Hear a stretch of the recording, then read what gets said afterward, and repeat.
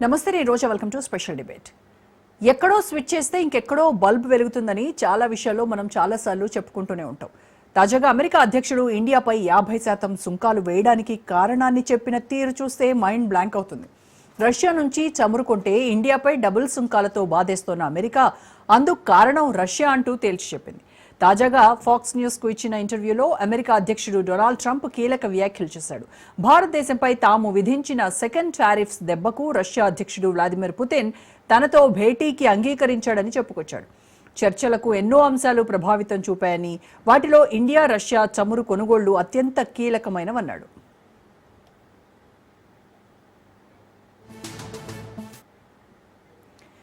భారతదేశంపై America విధించిన second tariffs ముఖ్యంగా Russia నుంచి చమురు కొనుగోలు చేయడం వల్ల వాటిని తొలగించాయన్నారు. ఈ నెల ప్రారంభంలో ఇండియా రష్యా చమురు కొనుగోలును కొనసాగించడంపై భారత వస్తువులపై ట్రంప్ భారీ సుంకాలను విధించాడు.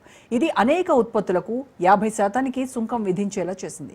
ఇది ఏ దేశానికైనా అమెరికా విధించిన గరిష్ట టారిఫ్. పుతిన్ కలవడానికి అంగీకరించడంలో భారతదేశంపై సుంకాలు బహుశా కీలక పాత్ర పోషించి ఉంటాయని ట్రంప్ తేల్చి చెప్పాడు. ఖచ్చితంగా రెండో అతిపెద్ద కస్టమర్ను కోల్పోవడం, వచ్చే రోజుల్లో మీ మొదటి అతిపెద్ద కస్టమర్ను కోల్పోబోతున్నప్పుడు చర్చలకు రాక చేయడానికి ఇంకే ఉంటుందని పుతిన్ గురించి ట్రంప్ అవహేళన చేశాడు.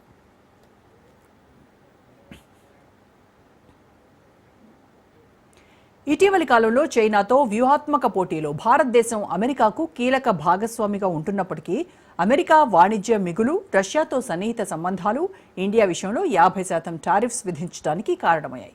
ట్రంప్ ఉక్రెయిన్తో శాంతి ఒప్పందానికి అంగీకరించడానికి ఒత్తిడి తీసుకురావాలని ప్రయత్నిస్తున్నారన్నారు.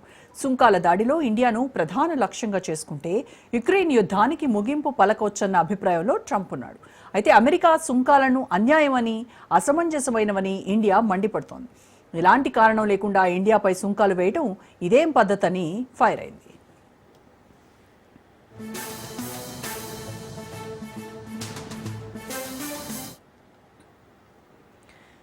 జాతీయ ప్రయోజనాలు కాపాడుకోవడానికి అవసరమైన అన్ని చర్యలు తీసుకుంటామని ఇండియా అమెరికాకు తేల్చి చెప్పింది. యుక్రెయిన్లో పోరాటాన్ని ఆపాలంటే రష్యాకు పైసలు రాకుండా చేయడం తప్ప వేరే గత్యంతరం తమకు లేకుండా పోయిందని ఈ సందర్భంగా ట్రంప్ అన్నారు. ఒప్పందంపై తాను ఆసక్తి కలిగి ఉన్నానన్న ట్రంప్ వచ్చే అవుట్కమ్ను బట్టి అప్పటికప్పుడు యుక్రెయిన్ అధ్యక్షుడు జెలెన్స్కీని పిలుస్తామని ట్రంప్ చెప్పాడు. అలస్కా శిఖరాగ్ర సమావేశం ప్రధాన లక్ష్యం జెలెన్స్కీతో రెండో సమావేశాన్ని ఏర్పాటు చేసి యుద్ధాన్ని ఆపడమేనని అమెరికా అంటోంది. ఈ సంవత్సరం ఇప్పటివరకు తాను 6 యుద్ధాలు ఆపానని ట్రంప్ బడాయిపోయాడు.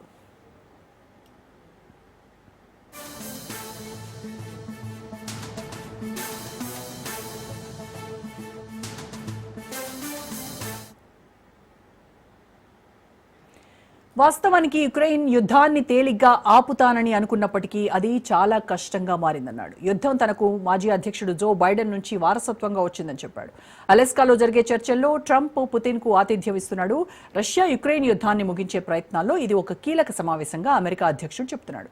2021 తర్వాత మొదటి అమెరికా రష్యా శిఖరాగ్ర సమావేశానికి పుతిన్ గత వారం అంగీకరించాడు. అమెరికా శాంతి చొరవను మొన్నటి వరకు రష్యా వ్యతిరేకిస్తూ వచ్చింది. వాస్తవానికి యుక్రెయిన్ యుద్ధాన్ని తేలిగ్గా ఆపుతానని అనుకున్నప్పటికీ అది చాలా కష్టంగా మారిందన్నాడు. యుద్ధం తనకు మాజీ అధ్యక్షుడు జో బైడెన్ నుంచి వారసత్వంగా వచ్చిందని చెప్పాడు. అలెస్కాలో జరిగే చర్చల్లో ట్రంప్ పుతిన్కు ఆతిథ్యం ఇస్తున్నాడు. రష్యా యుక్రెయిన్ యుద్ధాన్ని ముగించే ప్రయత్నాల్లో ఇది ఒక కీలక సమావేశంగా అమెరికా అధ్యక్షుడు చెప్తున్నాడు. 2021 తర్వాత మొదటి అమెరికా రష్యా శిఖరాగ్ర సమావేశానికి పుతిన్ గత వారం అంగీకరించాడు. అమెరికా శాంతి చొరవను మొన్నటి వరకు రష్యా వ్యతిరేకిస్తూ వచ్చింది. సో దీనిపై పూర్తి విశ్లేషణ అందించడానికి ప్రముఖ రాజకీయ సామాజిక విశ్లేషకులు సీనియర్ జర్నలిస్ట్ బండారు రామ్మోహన్ రావు గారు మనతో జాయిన్ అవుతున్నారు. నమస్కారం రామ్మోహన్ రావు గారు. నమస్కారం. సో రామ్మోహన్ రావు గారు, ట్రంప్ భారత్ పై 50% సుంకాలు విధించడం వల్లనే రష్యా అధ్యక్షుడు పుతిన్ సమావేశానికి అంగీకరించాడు అని చెప్పడంలో ఎంతవరకు వాస్తవం ఉందంటారు? అసలు రోజా గారు, మీకు అట్లాగే రాజ్ న్యూస్ ప్రేక్షకులకు నమస్కారం.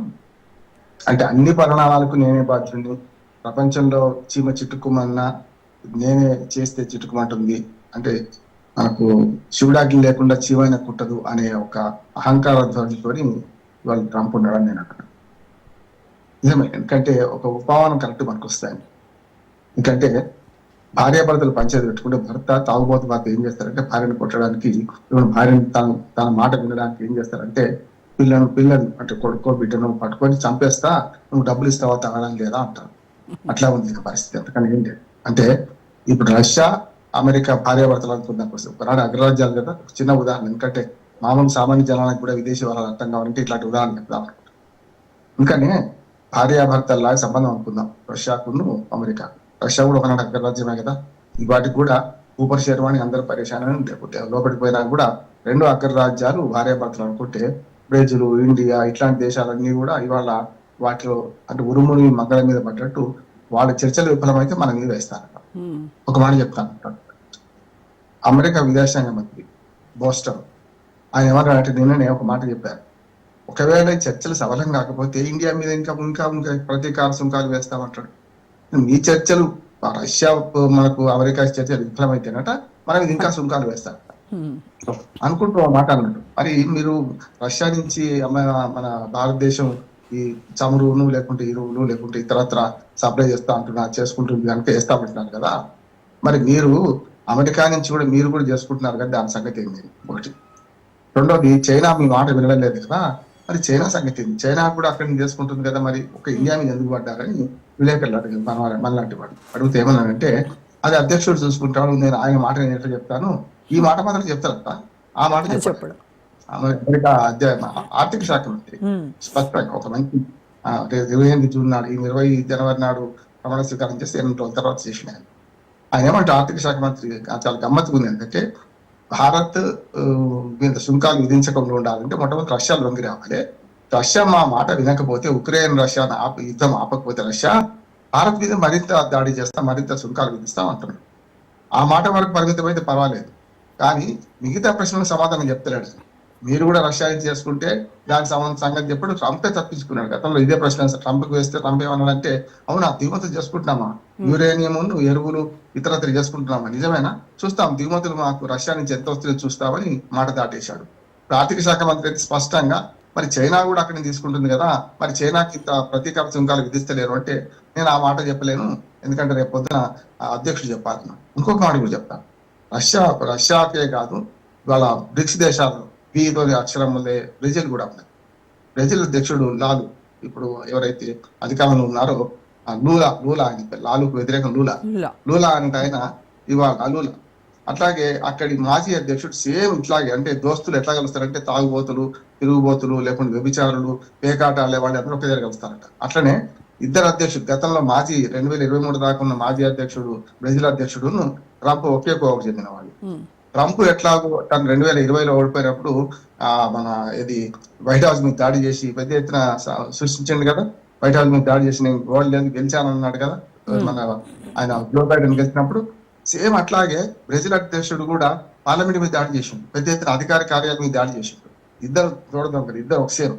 అయితే ఇప్పుడు ఏమంటున్నానంటే ఈ లూలాకు ఒక షరతు పెట్టాడు, మీరు మాజీ అధ్యక్షుడి మీద కేసులు పెట్టారు కదా, ఆ కేసులు విత్డ్రా చేసుకుంటే మీతో మంచిగా ఉంటుంది. ఏమంటే వైరములు వాణిజ్యాలు ఉండాల్సిందే, అంతేనే గురజాలపర వరన్న పూలు స్వర్గాలు విద్యలు అందే వైరములు వాణిజ్యం అంది. అదే అంటున్నా. లూలా ఏమంటున్నాడంటే మీరు వాణిజ్యంలో ఉంటే మాట్లాడుతుంది, ఆర్థిక ఒప్పందాలు చేసుకున్నాం, కానీ మా మాజీ అధ్యక్షుడిని మీలాగనే దుర్మార్గంగా వైట్ హౌస్ మీద ఎట్లా దాడి చేసిన ఆయన విడిచిపెట్టమని మీరు ఎట్లా చెప్తారు? మా చట్టాలు మాకున్నాయి కదా, మా కోర్టులు మాకున్నాయి కదా, మీ కోర్టుల్లో మా కోర్టులు లాంటి కోర్టే మీ దగ్గర ఉంటే మీరు ఎప్పుడూ జైలు పోయేవాళ్ళు, అమెరికా అధ్యక్షుడిగా ఉండేవారు కాదు, జైలు పోయేవాళ్ళు అని చెప్పి స్పష్టంగా లూలా హెచ్చరించింది. అయినా సరే అన్నట మాజీ అధ్యక్షుని విడిచిపెడతారా లేదని లెటర్ కూడా రాసింది ఈ మధ్యన ట్రంప్ ఎవరికి, బ్రెజిల్ అధ్యక్షుడికి. ఏమని, మీరు ఆయన కేసులు విత్డ్రా చేసుకోండి, మీకు మాత్రం సుంకాలు వేయవు. రాజకీయ కారణాలతో సుంకాలు వేయకపోవడం ఏంటి మీ ఇష్టం అని. ఇప్పుడు సరిగ్గా ఇదే ఉదాహరణ ఎందుకు చెప్తున్నాను రోజా గారు, మనకి ఇప్పుడు ఇండియా కూడా అదే సంగతి. వాళ్ళిద్దరి చర్చలు విఫలమైతే ఏమవుతుంది, ఏం చేస్తారు అని ఆర్థిక శాఖ మంత్రిని ఒక విలేకరు అడిగాడు. ఏం చేస్తామని చెప్పాను కదా, చర్చలు విఫలమైన తెల్లారి నుంచే మేము ఇంకా సుంకాలు చేస్తాం అంటే మనను అంటే పిల్లలను బలిగా పెట్టి భార్యాభర్తల్లో భర్త భార్యను ఎట్లా వినిపిస్తా అనుకుంటుండో అమెరికా అధ్యక్షుడు రష్యాను వినిపిద్దాం అనుకుంటున్నాడు. అంటే తమ వ్యాపార ప్రయోజనాల కోసమైనా సరే, అదే అన్నాడు కదా, మీ పెద్ద ఇది మనకు దిగుమతిదారు, అక్కడి నుంచి రష్యా నుంచి దిగుమతి చేసుకునే వస్తువులు దిగుమతిదారు, అట్లా ఎగుమతిదారు కూడా మీకు. మీరు కనుక అక్కడి నుంచి మన చమురును ఇతర మన ఆయుధాలను కనుక సప్లై చేస్తే మీ మీద చర్య తీసుకుంటాం. ఇంకొక మాట అంటున్నాడు ఆయన, వారసత్వంగా యుద్ధం నాకు వచ్చింది అంటున్నాడు. అంటే ప్రపంచ వారసత్వం మొత్తం మీదేనా? అట జో బైడెన్ వారసత్వంగా నాకు ఈ ఉక్రెయిన్ రష్యా యుద్ధం వచ్చింది అంటున్నాడు. కరెక్ట్, 4 ఏళ్ళ నుంచి నువ్వే కర్త కర్మ క్రియ కాదు కదా, యుద్ధాలు జరుగుతున్నాయి, దానిలో మీ భాగస్వామ్యం ఉన్నది కాదట్లేను. కానీ రష్యాని వినిపించడానికి వారసత్వంగా ఈ యుద్ధాన్ని ప్రపంచ పోలీసుగా నేనే అన్నిటికీ కర్మ క్రియ అనే భావన ఉంటుంది, అహంభావ భావన ఉంటుంది. అందరు అధ్యక్షుల కంటే ఇది ప్రస్ఫుటంగా బయట కక్కేస్తున్నాడు జో బైడెన్. భారత్ రష్యాకు రెండవ అతిపెద్ద చమురు కొనుగోలు, అంటే ది బెస్ట్ క్లయింట్, సెకండ్ మనం కొనుగోలు చేస్తున్నటువంటిది చమురు రష్యా నుంచే. అయితే అందువల్లనే ఎక్కడైతే మరి ఇంత పెద్ద క్లయింట్ మిస్ అవుతాడేమో అని చెప్పేసి ఈ సమావేశాలకి చర్చలకు ఒప్పుకున్నాడు అని చెప్తున్నాడు. అయితే చైనా కూడా మనకంటే ఎక్కువ స్థాయిలోనే కొంటుంది రష్యా నుంచి చమురు. మరి చైనాపై లేనటువంటి కోపం మనపైనే ఎందుకంటారు ట్రంప్కి? సరిగ్గా మీరు అడిగిన ప్రశ్న నేను అడిగిన ప్రశ్నే ఆర్థిక శాఖ మంత్రిని మనలాంటి విలేకరులు అక్కడ అడిగిండ్రు. భారతదేశం ఒకటే కదా, అంతకంటే పెద్ద క్లయింట్ చైనా కదా, ఎక్కడ అగ్వకు ఎక్కువ ఎక్కడ తక్కువ ధరకు వస్తే అక్కడ కొనుక్కుంటాం, మన బాధ మనది కదా. కనుక అంటే భారత్ను వంచిస్తే, భారత్ను వంగబెడితే మీరు వంగుతారు అనే మాట రష్యాను హెచ్చరిస్తున్నారు ఆయన. సమస్య అదే. అందుకని దీని సమాధానం లేదు. మనం అడిగిన ప్రశ్ననే విలేకరులు అడిగితే చైనా కూడా పెద్ద ఎత్తున మరి రష్యాతో చమురును దిగుమతి చేసుకుంటుంది కదా, రష్యా ఉక్రెయిన్ యుద్ధం వల్ల కలిసి వచ్చిన అదృష్టంలాగా వాళ్ళకి తక్కువ ధరకి చమురు వస్తుంది కదా, వాళ్ళ చమురు నిల్వలు మనకు అక్కడి నుంచి రావడం వల్ల రోజా గారు చాలా విదేశీ మారక ద్రవ్యం ఆదా. మనకేం తక్కువ కానీ మనకు 110 రూపాయలు పెట్రోలే ఉంది. కానీ ఏమైందంటే అక్కడ మనకు 20 రూపాయలు 10 రూపాయలు క్రూడ్ ముడి చమురు లెక్క చూసుకుంటే చాలా తక్కువ. గతంలో ఇతర దేశాల నుంచి దిగుమతి చేసుకున్న దానికంటే చాలా తక్కువకి వస్తున్నది. అందులో మనకు రకంగా చెప్పాలంటే ఎరువుల్లో ఎక్కువ మనకు విదేశీ మారక ద్రవ్యాన్ని కోల్పోతుంటే చమురులో మన విదేశీ మారక ద్రవ్యం కొంత ఆదా అవుతుంది. ఏది అక్కడ తక్కువ రేటుకు మనం దిగుమతి చేసుకోవడం వల్ల. అందుకని అంటున్నాను కదా, ఈ ప్రశ్న సమాధానం లేదా ఆయన. నేను చెప్పలేను, అలా అధ్యక్షుడి నోటి వెంట రావాలంటున్నాడు ఆర్థిక శాఖ మంత్రి. అందుకని ద్వంద్వ ప్రమాణం, అమెరికా యొక్క ద్వంద్వ ప్రమాణాలు ఎంత ఉన్నాయంటే, ఒకటి రాజకీయ కారణాలతోని ఈ ఎగుమతుల మీద ఆంక్షలు విధిస్తున్నారు ఒకటి. రెండోది వ్యక్తిగతమైన కారణాలతో కూడా. అంటే ఇప్పుడు చెప్తున్నాను కదా, బ్రెజిల్ అధ్యక్షుడు గతంలో మన ఈ ట్రంప్ కు వ్యతిరేకంగా కమలా హారిస్ కు మద్దతు చేసిండు ఆయన. లూలా గతంలో కమలా హారిస్ మద్దతు చేసిండు. ఆ కుట్ర కూడా అది కూడా బయట పెట్టుకున్నాడు. అంటే పోనీ అట్లే అనుకుందాం, వ్యక్తిగతమైన కారణాలతో బ్రెజిల్ మీద ఆంక్షలు అనుకుందాం. మన ట్రంప్ గారు హౌ డు యూ ట్రంప్ అని కదా, నమస్తే మోడీ కార్యక్రమాలు చేశారు కదా ఇక్కడ. మరి మన ట్రంప్ మనకు మిత్రదేశం, మన మోడీకి మిత్రుడే కదా, మరి మిత్రుడు ఎందుకు చేస్తున్నారు అట్లా? అంటే రష్యా మీద, అంటే భారత భుజాలకి తుపాకులు పెట్టి రష్యా మీద పేరుస్తున్నారు. వింటరా చూద్దామంటున్నారు. కనుక మన విదేశాంగ శాఖ మంత్రి జయశంకర్ గారు కానీ, మన ఆర్థిక శాఖ మంత్రి కానీ, ఇతరత్ర మన రక్షణ శాఖ మంత్రి కానీ చాలా పెద్ద ఎత్తున దానికి తోడకారు అంటారు కదా, నువ్వు ఇటుకతో కొడితే నేను రాయితో కొడతాను, ఇటుక జవాబు పత్రాల చేద్దాత అని చెప్పి జవాబులు ఇప్పటికే ఇచ్చేశారు. ఇప్పటికే మనం చర్యలు మొదలుపెట్టినాం. వాణిజ్య ఒప్పందాల్లో 31,500 కోట్ల రూపాయలు బోఫర్స్ రక్షణ విమానాల కొనుగోలు ఒప్పందాన్ని మనం అభియన్స్ లో పెట్టినాం, రద్దు చేయాలి. అభియన్స్ లో పెట్టినాం. మీరు రద్దు చేస్తే మేము కూడా చేస్తామంటాం. అంటే ఇప్పుడు మా ఇంటికి మీ ఇల్లు ఎంత దూరం, మీ ఇంటికి మా ఇల్లు ఎంత దూరమే కదా. కనుక ఇదే మాటను మన భారత విదేశాంగ శాఖ కానీ భారతదేశ ప్రభుత్వం ధీటుగా జవాబు ఇస్తుంది. కానీ ఇవాళ కీలకమైంది. యాక్చువల్గా ఇవాళ ఉదయం మనకు 14-15 అర్ధరాత్రికి ముగుస్తుంది. వాళ్ళకి ఇప్పటి నుంచే 15వ తేదీ మొదలైంది అమెరికాలో. కనుక రేపు ఇంకొక 7 గంటల్లో ఈ చర్చలు మొదలవుతాయి. అలాస్కా వేదికగా ఇద్దరు చూస్తున్నారు. ముఖ్యంగా మొట్టమొదటిసారి చాలా తర్వాత సైనిక ఆంక్షలను సడలించుకొని ప్రపంచంలో తిరిగే అవకాశం లేకున్న పుతిన్ ఫస్ట్ టైం అలాస్కాకు వస్తున్నారు. మొన్న ఐక్యరాజ్య సమితి మీటింగ్ కూడా, భద్రతా మండలి మీటింగ్ కూడా రాలేకపోయిండు. బ్రిక్స్ సదస్సు కూడా మొన్న పుతిన్ రాలేకపోయిండు. కానీ ఇప్పుడు ప్రత్యక్షంగా హాజరు కావడానికి వస్తున్నాడు ఆయన. ఆయనతోని చర్చలు సఫలమైతే అప్పుడట మనకు ఉక్రెయిన్ అధ్యక్షుడు జెలెన్స్కీని పిలుస్తారట. పిలిచి వారితో కూడా చర్చలు చేస్తారట. ఆ ఇద్దరిలో నేను ఉండాలా లేదా నిర్ణయం చేసుకుని వాళ్ళే ఉండాలి. వాళ్ళిద్దరు చేసుకుంటారని చర్చలు, లేకుండా నన్ను ఉండమంటే నేను మధ్యవర్తికి ఉందా అంటున్నాను. అది మొత్తం మీద ఇంత దెబ్బరి ట్రంప్ అయిందంటే రేపు శాంతి బహుమతికి నేనే అర్హుణ్ణి. మొత్తం ప్రపంచంలో అన్ని దేశాలు యుద్ధాలు ఆపిన, అసలు ఆయన 6 యుద్ధాలు ఆపాను నేను అని చెప్తున్నాడు కదా సార్. 6 యుద్ధాలు ఏంటి అసలు? మరి అలాంటప్పుడు యుక్రెయిన్ యుద్ధాన్ని ఆపలేకపోతున్నాను అని చెప్పేసి మళ్ళీ ఆయనే అంటున్నారు. అదే కదా, ఇప్పుడు బిడ్డల ద్వారా అంటారు, బిడ్డల ద్వారా మాటలు. కాకపోతే ప్రతిసారి పాపం కేఏపాల్ని అవమానిస్తున్నా, ఈయన పోలిక చేసి అంటున్నాను. కేఏపాలి చాలా నయం ఈయన కంటే, ట్రంప్ కంటే అంటున్నాను నేను. ఎందుకంటే బిడ్డల ద్వారా అని తుపాకి రావడం అంటారు తెలంగాణలో. అయితే వీళ్ళు వస్తుంటారు, మొత్తం ప్రపంచం అంతా నేనే తిప్పేస్తున్నా అంటారు, అన్ని అద్భుతాలు నేనే చేసిన అంటారు. అట్లే ఉన్నది మన ట్రంప్ వ్యవహార శైలి. కానీ చాలా సీరియస్ గా ఆలోచిస్తే రోజా గారు, ఇది ప్రపంచం శాంతికి భంగకరం. ప్రపంచంలో ఇక ముందు ఈ వాణిజ్య ఒప్పందాలన్నీ చనిపోతాయా అని అనిపిస్తుంది. ఎందుకంటే ఇది కాగితాల మీద జరిగే ఒప్పందాలు కావు. ఒక భారతదేశం అమెరికా ప్రజల మధ్య, లేకుంటే ట్రంప్ మన మోడీ వ్యక్తిగత సంబంధం కావు. ఇవి దేశాల మధ్య ఒప్పందాలు. ఇట్లా వట్టిగానే మన కంది కట్టే మంటలాగా ఆవిరైపోతుంటే బాగుండదు కదా. దేశాల మధ్య ఒప్పందాలు గట్టిగా ఉండాలి. చూశారు కదా మన సింధు నది జలాల ఒప్పందాన్ని ఇన్ని రోజుల తర్వాత అభ్యాసం పెట్టడానికి ఎంత ఆలోచించాం. ఎన్ని యుద్ధాలు వచ్చినాయి పాకిస్తాన్ తో మనకు, అయినా చాలా సంయమనం పాటించాడు. ఇటువంటి వాణిజ్య యుద్ధాలను కేవలం చిల్లర సమస్యలు ముందర పెట్టుకుని, అంటే పిల్లలు కొట్లాడాలి. చిన్న పిల్లలు బిల్లు కజ్జాలు పెట్టుకుంటారు కదా, తర్వాత కలిసిపోతారు. ఇది ప్రపంచ దేశాల సమస్య కదా రోజా గారు. కలిసిపోవడానికి వీల్లేదు. ఒకసారి గ్యాప్ ఏర్పడ్డదంటే ఆ గ్యాప్ జీవితాంతం ఉంటుంది. దేశాల మధ్య ఒక రకంగా శత్రుత్వ భావనే ఉంటుంది.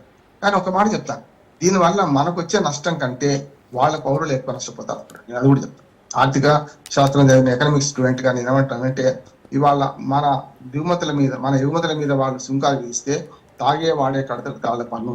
అక్కడ ఖచ్చితంగా వీటి మీద మనం ముఖ్యంగా మనకు కొంత నష్టం అవుతుంది. రొయ్యల ఎగుమతి మీద నష్టం అవుతుంది, రైతులు నష్టపోతారు. అట్లాగే వాళ్ళ నుంచి పాలు ఉత్పత్తులు కానీ వ్యవసాయ ఉత్పత్తులు మనం దిగుమతి చేసుకుంటే మన రైతులు నష్టపోయే అవకాశం ఉంది. కనుక జాగ్రత్తగా ఆలోచన చేస్తుంది. కొన్ని ఒప్పందాలు కుదుర్చుకోవాలనే లేదా కొన్ని ఒప్పందాలను మనం ఎట్లా ప్రవర్తించాలి అనే దాని మీద స్పష్టంగా వంగతోట కాదు, ఎక్కడైనా సరే బావ కానీ వంగతోట కాదు బావ కాదని మాటను మన భారత ప్రభుత్వం స్పష్టం చేస్తుంది.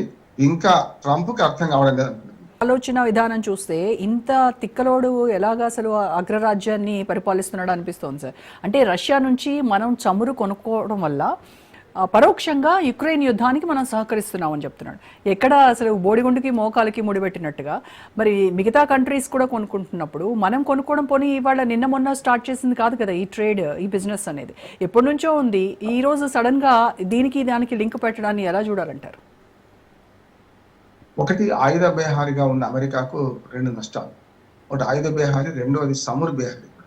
ఈ మాట ఎందుకు అంటున్నానంటే, చమురు కంట్రీస్ ఏవైతున్నాయో చమురు ఉత్పత్తి చేసే కంట్రీస్ వాటి నుంచి అతి తక్కువ, అంటే వాళ్ళని బెదిరించే నయాన భయాన సామధాన భేద దండోపాయాలు ఉపయోగించి చమురును తక్కువ తీసుకొని ఇవాళ ఒక 2 ఏళ్ళు కనుక చమురు ఉత్పత్తి మొత్తం ఆగిపోయినా సరే అమెరికాలో చిన్న సంక్షోభం 2 ఏళ్ల దాకా బఫర్ స్టాక్స్ అంటారు పెట్టుకున్నారు వాళ్ళు.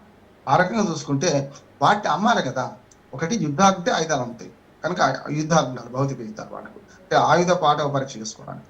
రెండవది ఏంటి, ఇప్పుడు చమురు కూడా, అంటే మనం 10 రూపాయలకు మనకు ఒక వస్తువు చెప్తున్నాం ఉదాహరణ, 10 రూపాయలకు వచ్చే మన క్రూడ్ ఆయిల్ వాళ్ళు 20కి అమ్ముతా అంటున్నారు అమెరికా. మనం 10కి దగ్గర కొనుక్కుంటాం కదా, 20 ఎందుకు అమ్ముతా అంటున్నారు అంటే అంతకంటే చవకగా తాము కొని అమెరికా నుంచి మనం దిగుమతి చేసుకోమంటున్నారు. ఒకటి ఆయుధాలు, రెండోది మనకు అదే కదా మనకు బోయింగ్ విమానాలు ఉన్నాయి కదా వాటి మీద, వీటిలో గోఫర్స్ విమానాల మీద, గోఫర్స్ అంటే ఫ్రాన్స్ అనుకోండి, మనకు యూరోపియన్ కంట్రీస్ తో కూడా కొంత మనకు సంబంధాలు ఉన్నాయి. ఇవాళ ఏమంటున్నారంటే రష్యాకి వ్యతిరేకంగా యూరోపియన్ కంట్రీస్ అన్ని కూడా మీరు ఏకంగా అంటే అంటున్నాం. అదో దుర్మార్గం మళ్ళీ. అంటే ఒకనాడు జాత్యాహంకర ధోరణితోని మనకి హిట్లర్ ఎట్లా పోయిండో చూశారు కదా, ఎంత నాశనం అయిపోయింది హిట్లర్, తన ప్రజల చేత చంపబడ్డాడు. అందుకని ఏమంటున్నా అంటే అమెరికన్ ఫస్ట్, మాకు కూడా భారత్ ఫస్టే కదా, ఇండియా ఫస్టే కదా మనకు కూడా. అందుకని బ్రెజిల్ అధ్యక్షుడు లూలా ఏమంటున్నా అంటే మీకు అమెరికా ఫస్ట్ ఎట్లా నాకు బ్రెజిల్ ఫస్టే కదా, నేను నా పని నేను చూసుకుంటాను. ఆ మాటను గట్టిగా మోడీ గారు చెప్పాలంటున్నాను. వాళ్ళు మోడీ గారు వ్యూహాత్మకంగా 2 పనులు చేస్తున్నారు. ఒకటేమో రష్యా పర్యటన పెట్టుకున్నారు, కానీ చైనా పర్యటన పెట్టుకున్నారు. రష్యాకి ఇప్పటికే అజిత్ దోవల్ పోయి వచ్చారు. అతి త్వరలో మనకు విదేశాంగ మంత్రి జయశంకర్ గారు వెళ్ళి వస్తారు. అట్లాగే చైనాతో మన సంబంధాలు పెట్టుకుంటే విదేశాంగ మంత్రి మన దేశంలో పర్యటించారు. ఇవాళ నుంచి రేపటి నుంచి మనం చైనాతో కూడా సంబంధాలు బాంధవ్యాలు పెంచుకోవడానికి అవసరమైన ఏర్పాట్లు చేసుకుంటాం.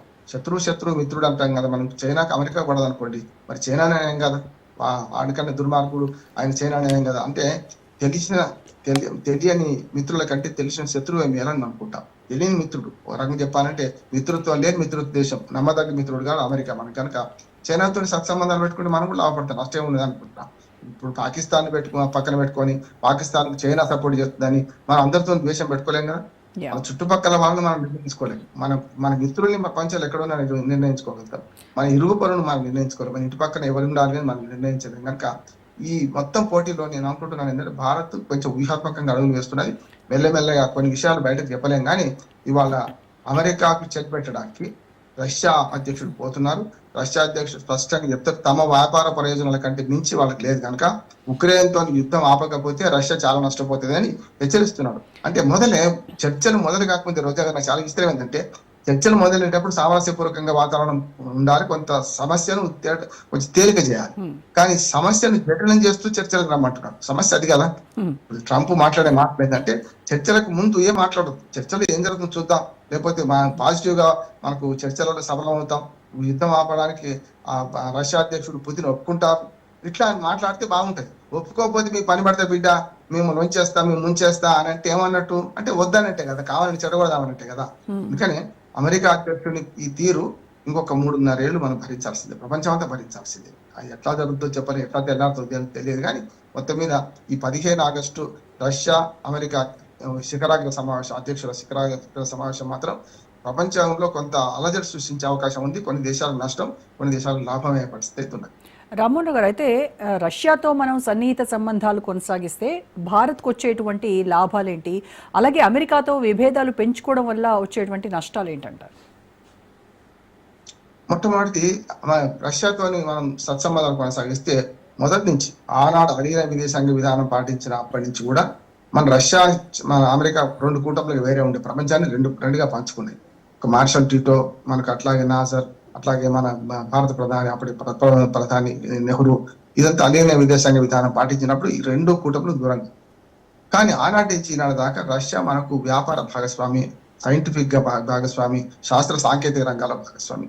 భిలాయ్, బొకారో ఉక్కు కర్మాగార నిర్మాణం కానీ, నాగార్జున సాగర్, శ్రీశైలము, శ్రీరామ్ సాగర్ ఇట్లాంటి మన భాక్రా నంగలు, మన వ్యవసాయ సాగు, ఆధునిక దేవాలయాలు నెహ్రూ అటువంటి నిర్మాణంలో కానీ అనేక సాంకేతిక అంశాలు మనం రష్యాను తీసుకున్నాం. అంతేందుకు మన శ్రీహరికోటలో మనము ఈ షార్ కేంద్రం ఏర్పాటు చేసుకున్నాం.